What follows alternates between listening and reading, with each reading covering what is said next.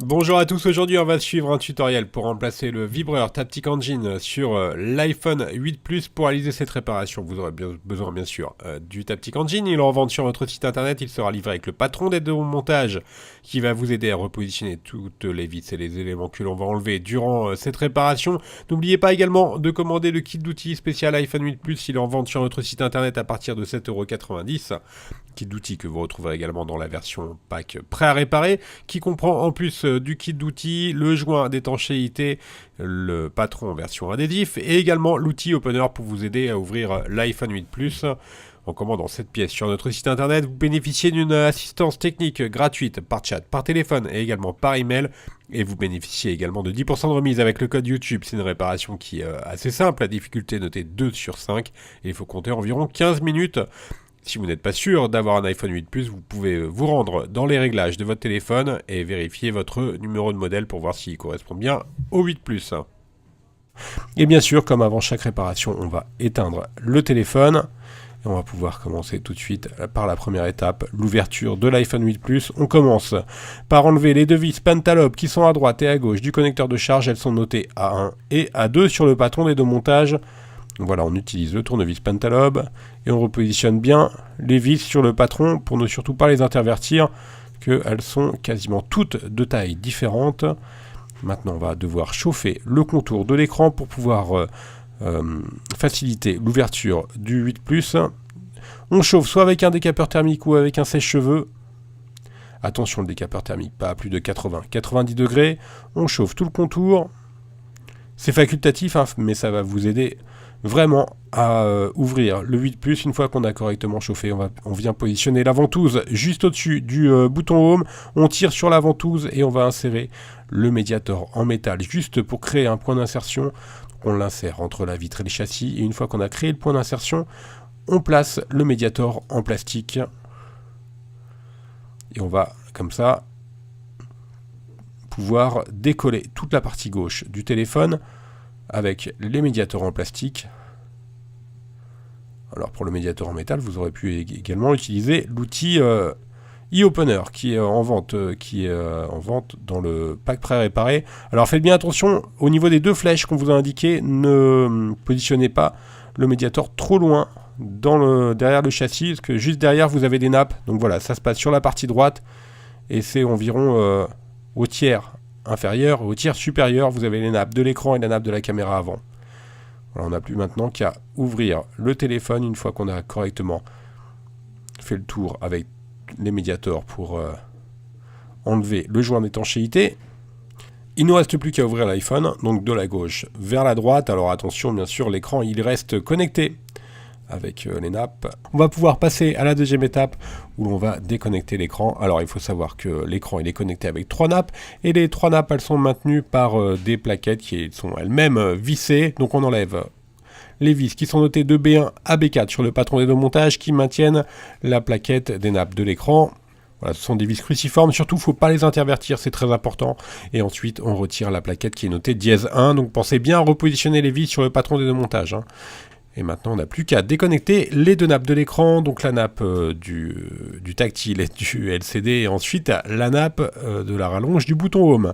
On va faire de même sur la partie haute. Alors cette fois-ci, on va prendre le tournevis Tri-Wing et on va enlever les deux vis qui sont notées C1 et C2, qui maintiennent elles-mêmes la plaquette qui est notée dièse 2 et qui maintient la nappe de la caméra avant, qui est utilisée également pour transmettre le haut-parleur et les capteurs de proximité et luminosité. Voilà, on a déconnecté la nappe, maintenant l'écran est prêt à être libéré.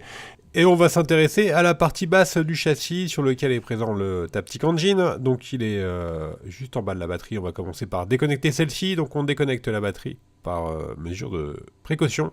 Et ensuite on enlève les vis qui sont notées I1 et I2 sur le patron d'aide au montage. Ce sont des vis cruciformes qui maintiennent le Taptic Engine. Et à droite on va enlever la vis Tri-Wing H1. Et enfin, les deux dernières vis cruciformes qui sont juste en dessous, G1 et G2. Il nous reste maintenant à retirer la plaquette métallique dièse 10.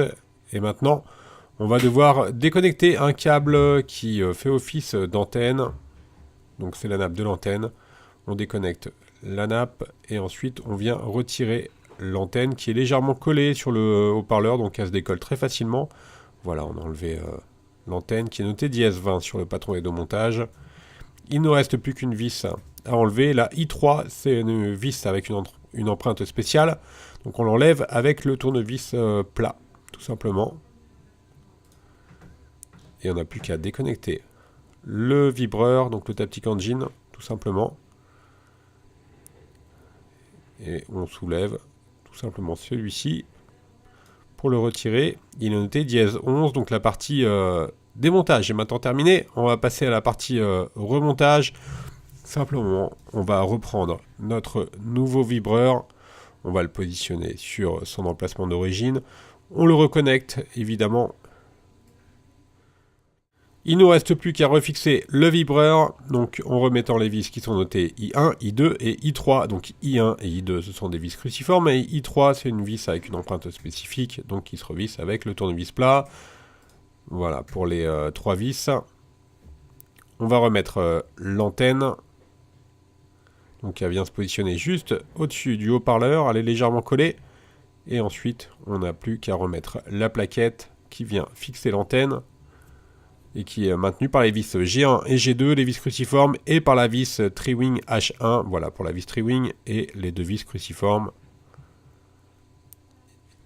On reconnecte maintenant la batterie et l'antenne. Voilà pour la batterie. Et maintenant, on va devoir préparer le châssis. Alors là, on va enlever les joints d'étanchéité qui restaient sur le contour du châssis. Les joints d'étanchéité, vous n'êtes pas obligé de les changer. Si vous voulez conserver l'étanchéité du téléphone, il faudra les prendre en option, ou alors, sinon, ils sont inclus dans le pack prêt à réparer. Voilà, on n'a plus qu'à repositionner notre joint d'étanchéité. On le prépare, il est livré, il a un patron qui nous sert de guide. Et on va tout simplement placer ce joint sur tout le contour du téléphone. On l'applique, et pour finir de bien le positionner, on va ensuite, voilà, on retire le patron qui sert de guide. Et ensuite, on va utiliser le tournevis plat qui est inclus dans le pack prêt à réparer et dans le kit d'outils. Et on va passer le tournevis plat sur tout le contour du téléphone pour s'assurer que le joint adhère correctement au contour. Une fois qu'il adhère correctement, on n'a plus qu'à retirer le patron du joint d'étanchéité. Voilà, tout est OK. Là, c'est les dernières protections des adhésifs du joint d'étanchéité. C'est facultatif, cette étape-là. Évidemment, si vous ne voulez pas changer les joints, vous pouvez remettre directement votre écran. Mais si vous voulez conserver une certaine étanchéité sur le téléphone, c'est préférable de le changer. On a reclipsé la nappe de la caméra avant en faisant bien attention au pliage de la nappe de la caméra avant.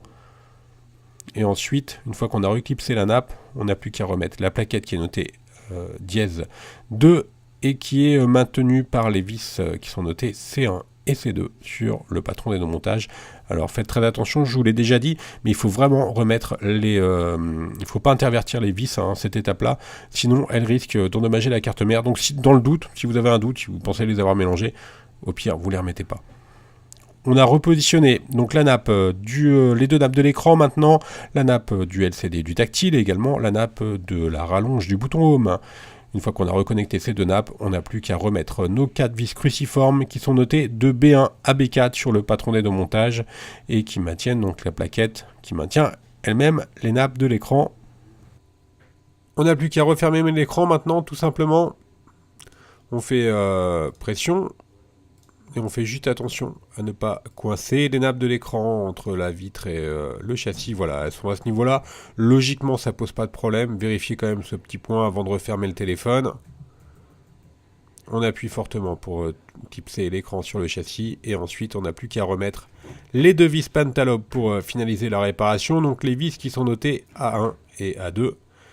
Et la réparation est maintenant terminée. On va faire un petit récapitulatif des outils que l'on a utilisés, et également de la pièce bien entendu, que l'on a utilisé pour réaliser cette réparation, commençant par la pièce. Il s'agit du Taptic Engine, il est en vente sur le site internet, il sera livré avec le patron de montage. N'oubliez pas également le kit d'outils ou le pack prêt à réparer, et l'on reste joignable par mail, par chat, par téléphone si jamais vous avez la moindre question, et vous bénéficiez également de 10% de remise avec le code YouTube. Merci à tous d'avoir suivi ce tutoriel et à bientôt pour de nouvelles vidéos.